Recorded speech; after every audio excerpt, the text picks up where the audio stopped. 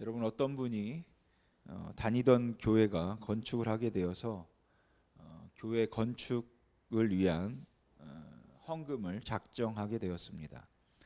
그리고 그 작정 헌금을 하기 위해서 상당한 돈을 차곡차곡 모아갔습니다.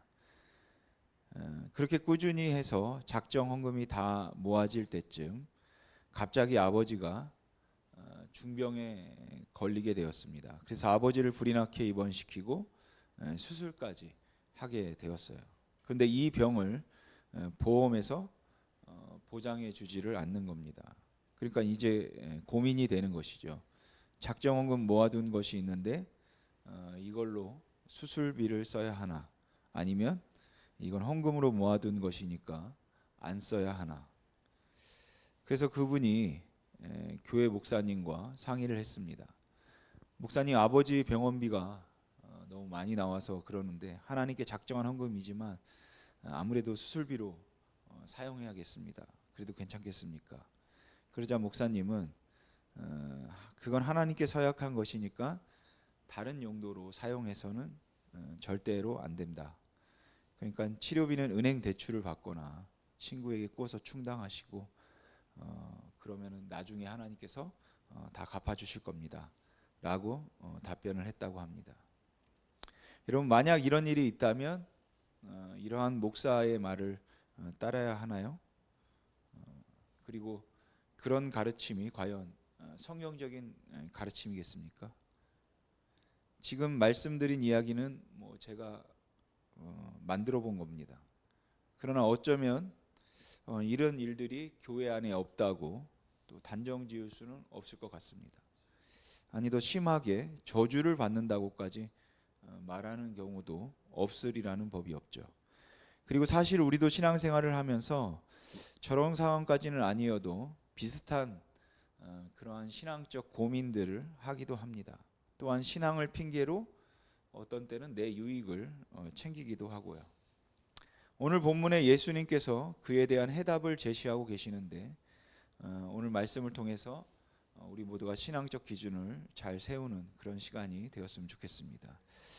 예수님께서 오병이어의 기적을 베푼 후에 그 물고기 떡 5개와 물고기 2마리로 5천 명을 먹였다는 남자만, 그 소문은 삽시간에 이스라엘 전역으로 퍼져나갔고 예수님은 이스라엘에서 정말 지금으로 말하면 슈퍼스타가 되셨습니다. 그러니까 예수님이 어디를 가시든지 사람들은 항상 예수님의 행적에 관심이 있었고 예수님이 여기 나타났다라는 소리만 들리면 수많은 사람들이 몰려들었습니다. 그러자 종교적 그리고 정치적 기득권을 가지고 있었던 바리새인들과 서기관들이 예수님을 찾아옵니다. 그런데 이들이 예루살렘으로부터 왔다라고 하는 것을 보면 공식적 그 성격을 띤 대표단 같습니다. 사내들인 공회에서 파견했을 수도 있는 것 같아요. 아무튼 이들이 온 것은 이 예수님에게 어떤 꼬투리를 잡기 위해서였습니다. 그냥 방치했다가는 많은 사람들이 예수의 추종자가 될 것 같으니까, 그리고 그게 자신들의 기득권을 뒤흔들 것 같으니까 어떤 문제는 없나 하고 예수님을 찾아온 겁니다. 그런데 그들의 눈에 꼬투리 잡을 만한 장면이 딱 들어왔습니다. 그건 바로 제자들이 손을 씻지 않고 음식을 먹은 것입니다. 그러자 그들이 예수님께 이렇게 질문하죠. 왜 당신의 제자들은 장로들이 전하여 준 관습을 따르지 않고 씻지 않은 부정한 손으로 음식을 먹습니까? 여기서 이들이 말하는 장로들의 전통이라는 것은 바리새인들의 그 구전 율법을 지칭하는 겁니다. 예수님 당시 바리새파는 일반 백성들의 제사장화를 꿈꿨습니다. 그래서 그들이 주장했던 관습들은 제사법과 관련된 것들이 있었어요. 그러니까 구약의 제사장들이 특별한 제의를 위해 어떻게 하냐면 먼저 손을 씻죠. 그리고 바리새인들은 이 제사장들에게 적용되는 손 씻는 규정을 일반 음식을 먹는 상황에까지 적용하는 것으로 만든 겁니다. 그러니까 율법을 더 확장시킨 거죠. 그러나 이것은 율법은 아닙니다. 그냥 그들 나름대로 해석해서 율법을 해석해서 전통으로 지키는 거죠. 근데 문제는 바리새인들은 일반적으로 자신들의 구전 율법, 그러니까 이 장로들의 전통을 하나님께서 시내산에서 모세를 통해 이스라엘에게 주신 율법과 동등한 권위를 갖는 것으로 간주했다라는 것이에요. 그러니까 제자들이 손을 씻지 않고 음식을 먹는 것을 그들은 하나님의 율법 자체를 어긴 것이나 마찬가지로 굉장히 심각한 문제로 받아들였다라는 것이죠. 그래서 그들은 꼬투리 제대로 잡았다 이렇게 생각했을 겁니다. 그래서 예수님께 따져 물은 거죠. 왜냐하면 그 당시는 선생이 제자들의 행동에 대한 책임을 지게 되어 있었기 때문입니다. 왜 당신의 제자들은 장로들의 전통을 지키지 않느냐? 왜 부정하게 손도 안 씻고 음식을 먹느냐? 이 질문에 대해서 예수님은 직접적인 답변을 하지 않으시고 이렇게 말씀하십니다. 이사야가 이 백성이 입술로는 하나님을 공경하여도 마음은 멀리 떠나 있다. 그들은 하나님을 헛되이 예배하며 사람의 계명을 하나님의 것인 양 가르친다 라고 했는데, 이것이 바로 너희와 같은 위선자들을 두고 한 말이다. 너희는 그 전통을 지킨다는 구실로 교묘하게 하나님의 계명을 잘 어기는 자들이구나. 이렇게 대답하시죠. 먼저 예수님은 이 말씀을 통해서 장로의 전통과 하나님의 계명을 분리하고 계십니다. 야, 너네는 지금 장로의 전통과 하나님의 계명을 같은 선상에 놓고 있는데 그렇지 않다. 장로의 전통 때문에 하나님의 계명을 어겨서는 안 된다. 하나님의 계명이 더 우선이야. 그런데 너네는 왜 장로의 전통을 우선시하느냐라고 그들의 전통의 그 권위에 심각한 문제를 제기하고 있는 겁니다. 여러분, 만일 사람들이 만든 전통이, 물론 그 전통도 하나님의 계명을 토대로 해서 나온 것이겠지만 사람들이 나름대로 해석해서 덧붙여 만든 것이기 때문에 사람들이 만든 전통이라고 한 것입니다. 이 사람이 만든 전통이 하나님의 계명을 잘 지키도록 도와준다면 그것은 당연히 문제될 것이 없을 겁니다. 그리고 하나님의 계명에 담긴 그 하나님의 마음을 잘 알고 살아갈 수 있도록 도와준다면 그 전통은 더할 나위 없이 좋은 것이겠죠. 전혀 문제될 것이 없을 겁니다. 그러나 만일 그 전통이 하나님의 계명을 어기도록 유도한다면, 그리고 전혀 하나님의 마음, 하나님이 원하심, 이것을 반영하지 못하고 있다면 그 전통은 없는 이만 못한 것이 되는 겁니다. 그러니까 장로의 전통이라는 것은 율법을 해석해서 현실에 구체적으로 적용할 수 있도록 제정한 어떤 세부적 상황들이다, 이렇게 말할 수 있어요. 예를 들어 십계명에 안식일을 거룩히 지켜라 라고 해서 안식일에 노동하지 말고 안식해라 라고 합니다. 그렇다면 안식일에 아무 일도 하지 않고 그렇다고 해서 안식일에 아무것도 안 하고 그냥 누워만 있을 수는 없는 거죠. 그러니까 어디까지가 노동이 아닌지, 어디까지가 노동인지 이거를 구분해 줘야 하는 겁니다. 여러분, 유대인들은 하루의 끝은 저녁입니다. 그러니까 저녁 6시가 되면 하루가 끝나는 대신에 또 다른 하루가 시작되는 것이죠. 따라서 안식일의 시작은 언제냐면 밤 12시, 자정이 아니라 저녁 6시. 그러니까 안식일이 토요일이니까 금요일 저녁 6시가 되면 안식일이 시작되는 겁니다. 어떤 여인이 바느질을 한다고 해보겠습니다. 근데 갑자기 뭔가 할 일이 생각나서 그 바늘을 옷깃에다 꽂아놨습니다. 그렇게 바늘을 옷깃에 꽂아 놓은 채로 밖에 나가서 잠깐 일을 하는데 해가 져서 금요일 날이 지나고 안식일이 됐습니다. 그런데 이 여인의 옷깃에는 바늘이 아직 꽂혀 있는 상태입니다. 그럼 이 상태에서 어디까지가 일이 아니고 어디까지가 일이 되느냐? 이 여인이 옷깃에 바늘을 꽂은 채로 한 발짝을 움직이면 괜찮습니다. 그러나 한 발짝이 아니라 두 발짝을 움직이는 순간 일로 간주됩니다. 짐을 나른 것으로 간주되어서 안식일을 어긴 게 됩니다. 이거는 제가 지어낸 게 아니라 랍비들의 그 문헌들에 다 있는 내용입니다. 여러분, 농부가 씨를 뿌립니다. 여러분, 씨를 뿌리다 보면 씨가 주머니에 들어갈 수 있나요, 없나요? 예, 나도 모르게 들어갈 수가 있죠. 그래서 이건 모든 사람이 아니라 이제 농사를 전문적으로 짓는 농부에게만 해당되는 겁니다. 하나까지는 괜찮습니다. 그런데 두 개가 들어가면 이제 문제가 될 수 있어요. 두 개가 들어간 상태에서 저녁이 돼서 안식일이 됐습니다. 그런 상태에서 한 발까지 움직이는 건 괜찮습니다. 그런데 두 발 움직이는 순간 짐을 나른 것으로 간주돼서 일을 한 것이 되고 안식일을 어긴 게 됩니다. 안식일 날 길을 걸어가고 있는데 갑자기 담벼락이 무너졌습니다. 그래서 어떤 사람이 깔렸어요. 그런데 안식일입니다. 담벼락에 깔린 사람을 도와줘도 될까요, 안 될까요? 거기로 가서 그 사람의 얼굴 부위에 있는 돌을 딱 하나만 움직일 수 있습니다. 그리고서는 깔린 사람에게 물어보는 것이죠. 살았냐, 죽었냐? 근데 만일에 그 사람이 의식이 없다, 죽지는 않았지만 대답이 없다, 그러면 그것은 죽은 것으로 간주됩니다. 여러분, 시체는 부정하죠.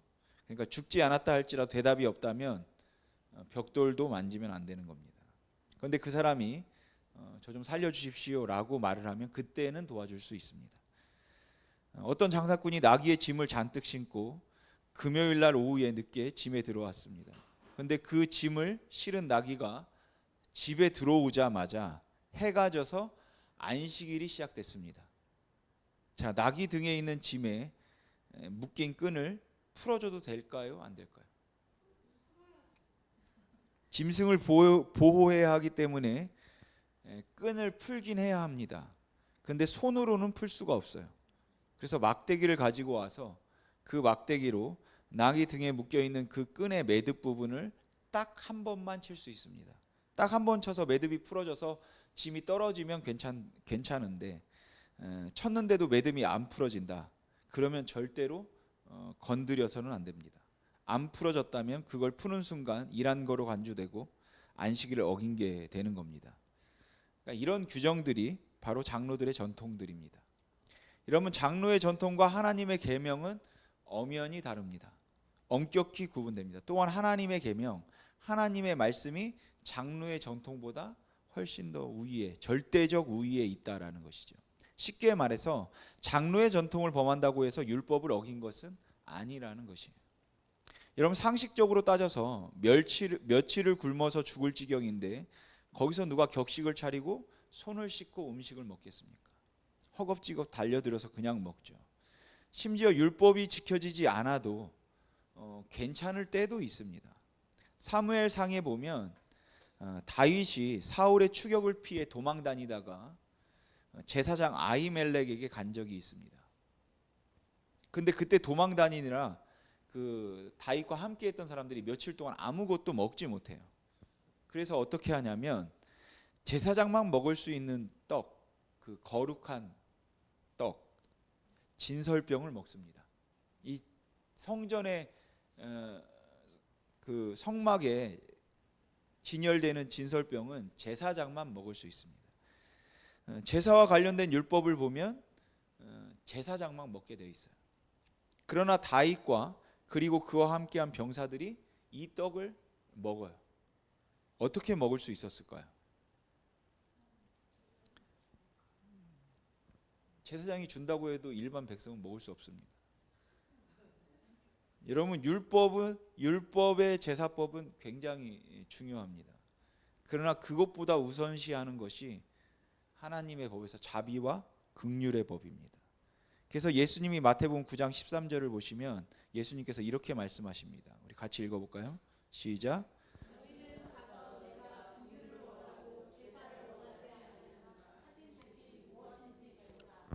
나는 의인을 부르러 온 것이 아니요 죄인을 부르러 왔노라 하시니라. 아멘. 그러니까 사실 다윗은 율법을 어긴 겁니다. 그러나 긍휼이 더 우선시 된다라는 것이. 긍휼이 먼저니까 용서되는 겁니다. 그 진설병을 먹었다고 하나님께서 다윗에게 벌을 내렸다. 뭐 이런 내용은 성경에 없습니다. 이렇게 율법의 경우도 긍휼함으로 인한 예외가 있는데 하물며 장로의 전통 좀 어겼다고 그게 하나님이 주신 율법도 아닌데 죄가 되는 것은 아니다라는 것이죠. 그렇다고 오해하시면 안 되는 것이 그 장로의 전통이 장로의 전통의 내용이 나쁘다고만 할 수는 없다라는 것이에요. 어떻게 보면 오히려 좋고 또 어떤 때는 유익할 수도 있습니다. 위생 상태가 열악했고 무덥고 먼지가 많은 유대 날씨에선 손 씻고 밥 먹는 것이 굉장히 필요할 수 있죠. 우리도 코로나19를 겪었을 때 손을 아주 잘 씻어서 사람들이 잘 병에 걸리지 않았다라고 하잖아요. 그리고 그렇게 손을 씻음으로 알게 모르게 부정한 것들과 접촉해 줄 수 있는 신체를 정결케 한다는 또 그런 또 어떻게 보면은 영적인 의미도 있습니다. 또한 그런 규정들을 제정한 동기도 사실 출발은 굉장히 선한 데서 출발했다라는 것이에요. 여러분, 바벨론 포로에서 귀환한 이스라엘 백성들에게는 영적 대각성 운동이 일어났습니다. 왜냐하면 이스라엘이 멸망하고 그들이 생각할 때 우리가 왜 이렇게 멸망하고 적국의 포로로 잡혀갔는가, 그 이유를 하나님의 뜻에 순종하지 않고 율법대로 살지 않았기 때문이다 라는 그런 철저한 자각이 그들에게 있었기 때문이거든요. 그래서 이제는 정말로 율법을 우리가 잘 지키자, 성실하게 정확하게 준행하자, 이런 움직임이 나타나게 되는데, 거기서 나온 것이 아까 얘기한 그런 세세한 규정들, 장로들의 전통입니다. 근데 문제는 실생활의 지엽적인 문제를 다루다 보니까 아까 살펴본 것처럼 점차 그 규정의 숫자가 늘어나게 되는 것이죠. 그러니까 점차 사람들이 규정을 문자적으로 정말 형식적으로 지키고 그 안에 정신, 율법의 정신은 없어져 버렸다라는 것이에요. 그리고 불완전한 인간의 지혜로만 율법을 해석하다 보니까 그 만든 규정 간에 상충되는 일도 발생하고, 더 나아가 하나님이 원래 율법을 제정하신 목적과 뜻에 상충되는 그런 결과들도 나타나게 되었다라는 겁니다. 그러면서 예수님이 오늘 본문에서 대표적인 예를 하나 드십니다. 그게 바로 고르반입니다. 오늘 본문 10절에서 13절 말씀 우리 같이 한번 읽어보겠습니다. 시작. 모세는 내 부모를 공경하라 하고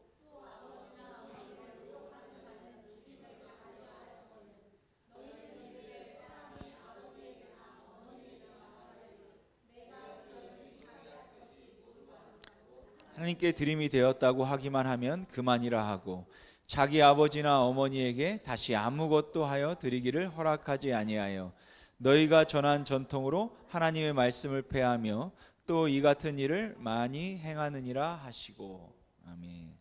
그러니까 여러분, 어떤 사람이 자기 물건이나 돈을 하나님께 바치겠다고 고르반하면 그것은 다른 용도로는 사용할 수가 없습니다. 예를 들어 채무자가 돈을 주지 않습니다. 돈을 빌려줬는데 돈을 꿔간 사람이 돈을 안 주는 거예요. 그래서 화가 난 채권자가 그 빚으로 준 돈을 고르반해 버립니다. 그러면 그 받을 돈은 이제 누구 것이 되는 겁니까? 하나님 것이 됩니다. 그러니까 지금까지 그 채무자는 사람에게 빚을 지고 있었다면 이제부터는 누구에게 빚을 지고 있는 겁니까? 하나님께 빚을 지고 있는 것이 되는 거예요. 그러면 그 마음이 어떻겠습니까? 이 빚에 대한 부담이 예전보다 몇 배, 아니 몇십 배가 더 커지겠죠. 왜냐하면 사람에게 돈을 떼어 먹는 것은 저주가 임하고 그럴 것 같지는 않은데, 하나님께 돈을 떼먹으면 큰일 날 것 같지 않습니까? 그래서 다른 것은 다 제쳐놓고 고르반으로 된 부채를 상환하기 위해서 모든 힘을 다 쏟게 됩니다. 그렇게 돈을 마련하면 그 돈을 성전으로 가지고 가서 이제 갚게 되는데, 아주 악하고 못된 일은 이게 갚고 나서 이제 생기게 됩니다. 그 사람이 돈을 갚았다는 말을 들은 채권자는 성전에 가서 이 고르반을 취소해 버리는 겁니다. 그렇게 취소하면 이제 벌금을 내면 돼요. 벌금만 성전에 바치고 취소 벌금만, 나머지는 찾아오면 되기 때문입니다. 그러니까 하나님과 종교를 이용한 자신의 유익을 챙기는 것이죠. 고르반의 출발도 좋았을 것입니다. 하나님 것을 구분하면 그걸 꼭 하나님께 드리자 에서 출발했을 겁니다. 그런데 그러다 일이 잘 안 돼서 그걸 못 드리던지, 드린 것이 다시 좀 쓸 일이 생기면 어떻게 하지? 필요할 때가 생기면 어떻게 하지? 취소하고 그럼 찾을 수 있도록 하자. 급한 불부터 꺼야지. 하나님께 드리다가 집안이 망하면 어떻게 되겠냐? 그건 긍휼의 법에 어긋난다. 그래서 아마 고르반을 되돌릴 수 있도록 했을 것입니다.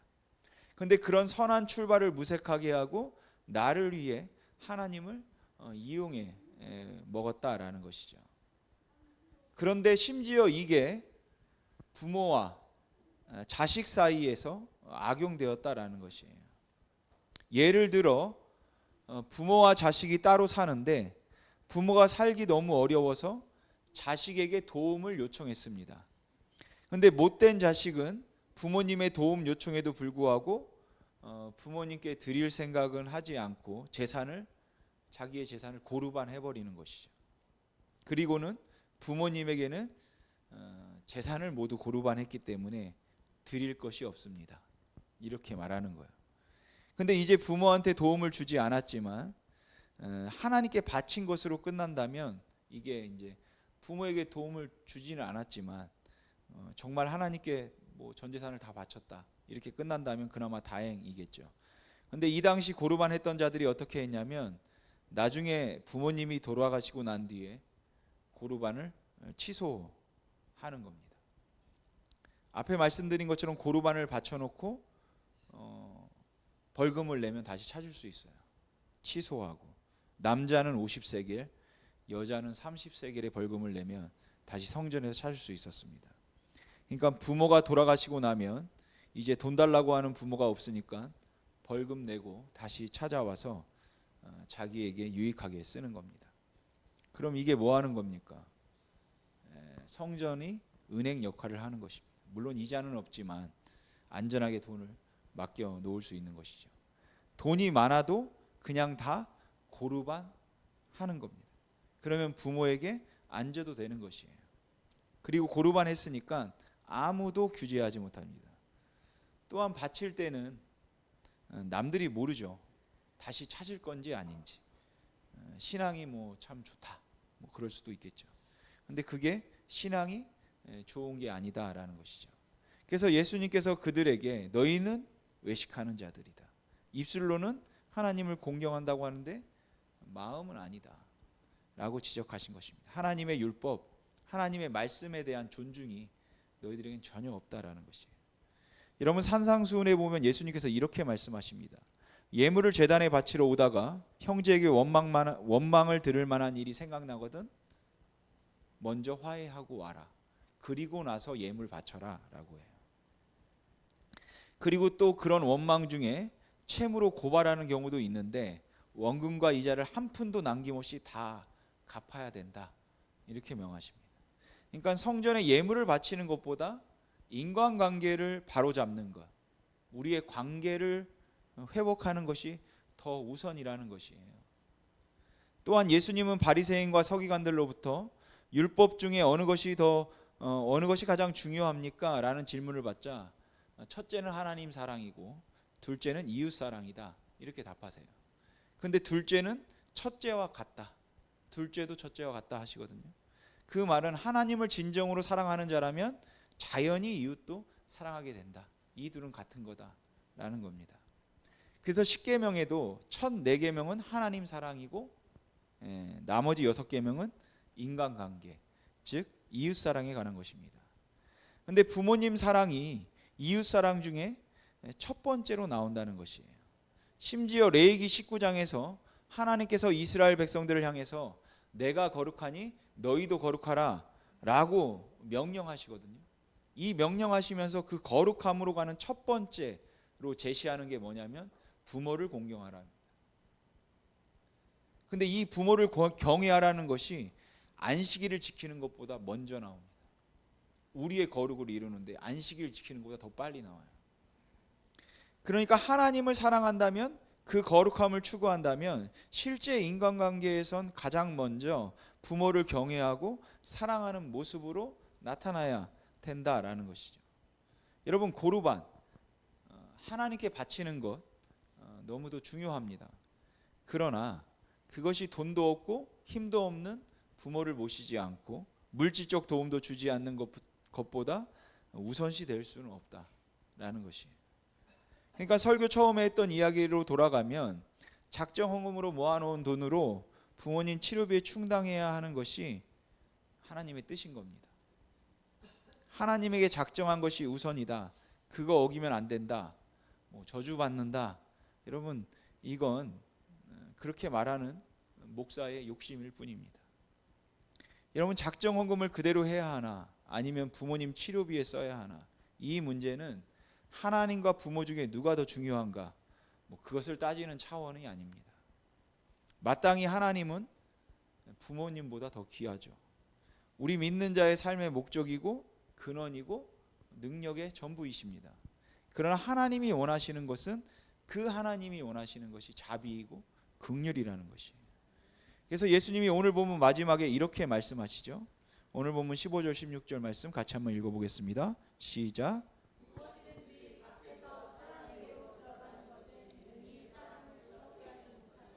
사람 안에서 나오는 것이 사람을 더럽게 하는 것이니라 하시고. 아멘. 이 구절은 병행 구절인 마태복음 구절을 보면은 더 이해가 잘 됩니다. 우리 마태복음 15장 11절 말씀 읽어보겠습니다. 시작. 입으로 들어가는 것이 사람을 더럽게 하는 것이 아니라 입에서 나오는 그것이 사람을 더럽게 하는 것이니라. 아멘. 이것은 아니라를 중심으로 앞에 있는 것을 완전히 부정하는 게 아니라 아니라를 중심으로 앞에 있는 것보다 뒤에 있는 것을 강조하는 용법입니다. 그러니까 입으로 들어가는 것, 이거는 음식법이 되겠죠. 그리고 정결법, 또 장로들의 전통이 됩니다.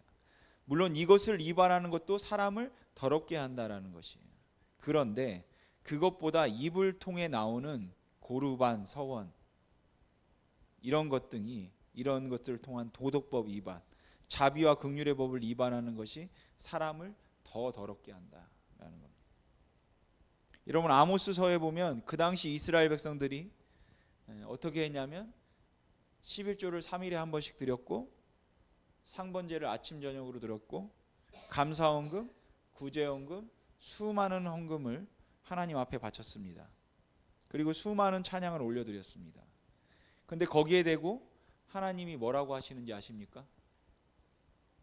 제발 나에게 제사 드리지 마라.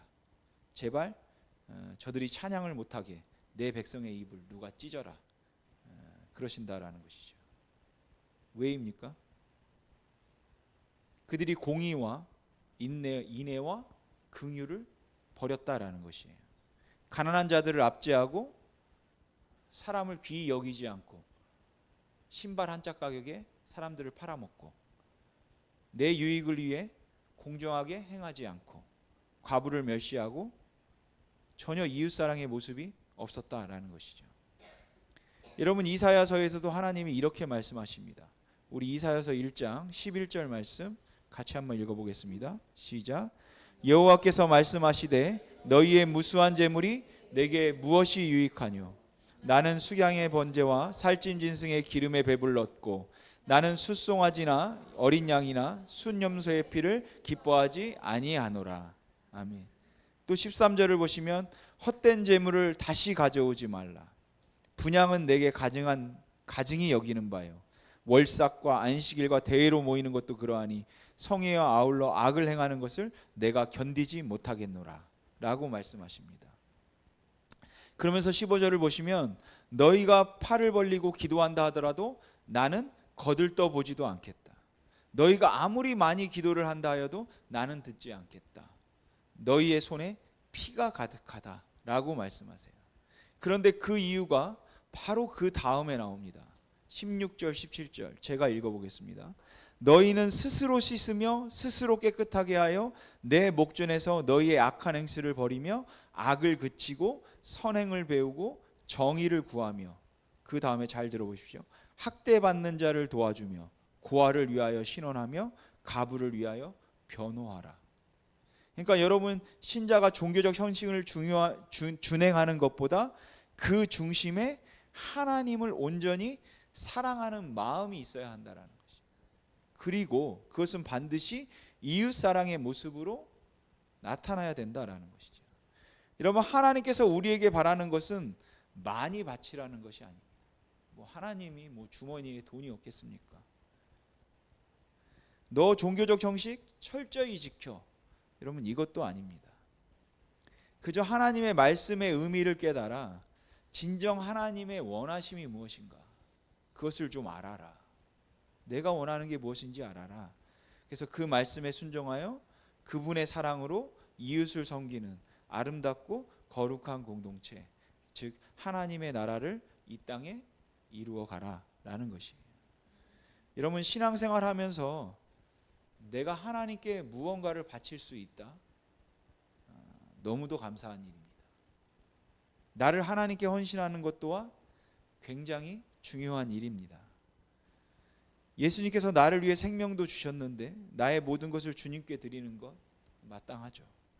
그런데 이러한 당연한 헌신이 우리가 마땅히 지켜야 할 삶의 의무들을 면제해 주는 것은 아니다라는 것을 여러분 기억하시기 바랍니다. 왜냐하면 하나님께 헌신하는 것은 내 삶의 성실하고 다른 사람과의 관계를 성실히 하는 것으로 나타나야 하기 때문입니다. 즉 하나님께 헌신하는 것과 내 삶의 성실한 것은 서로 떼려야 뗄 수 없는 동전의 양면과 같다라는 것이죠. 여러분 하나님을 사랑하면 내 삶에 성실하게 되고 하나님을 사랑하면 이웃사랑, 즉 다른 사람과의 관계에도 성실해야 하는 것입니다. 여러분 믿음은 그리고 영성은 다른 데 있는 게 아니라 우리 삶에 있는 거예요. 우리 삶과 동떨어져 있지 않음을 여러분 잊지 마시기 바랍니다. 사랑하는 성도 여러분, 고르반 하나님께 드림이 되었다는 것으로 우리의 모든 신앙생활이 끝이 나는 것이 아닙니다. 하나님과의 관계를 바르게 하는 것과 사람과의 관계를 바르게 하는 것은 같은 맥락에 있는 것이에요. 하나님을 섬기는 것 때문에 가족을 섬기는 의무가 없어지는 것이 아니다라는 것이죠. 혹시 내가 하나님을 잘 섬긴다는 것으로 내 위안을 삼으면서 가족과의 관계를 소홀히 하고 있지 않은지 여러분 돌아보시기를 바랍니다. 여러분의 마음이 하나님을 향하는 것처럼 그 마음이 여러분의 부모, 여러분의 가족, 여러분의 자식들을 향하기를 소망합니다. 여러분 우리의 신앙과 삶은 분리될 수 없습니다. 분리되어서는 안 됩니다. 그러니까 교회에서만 우리 예배의 자리에서만 우리의 신앙이 증거되는 것이 아니라 우리의 가정, 우리의 직장, 우리의 이웃 안에서 우리의 삶 안에서 증거되어야 함을 여러분 꼭 기억하시기 바랍니다. 그러기에 날마다 여러분 사람들 앞에서 빛과 소금이 되기 위해서 기도하시고 세상을 정죄하고 한탄만 할 것이 아니라 세상의 가장 어둡고 괴로운 삶의 현장으로 우리가 깊이 들어가서 거기서 주님의 빛을 비추는 그런 힘이 있는 교회 성도님들 되시기를 주님의 이름으로 소망합니다. 기도하겠습니다.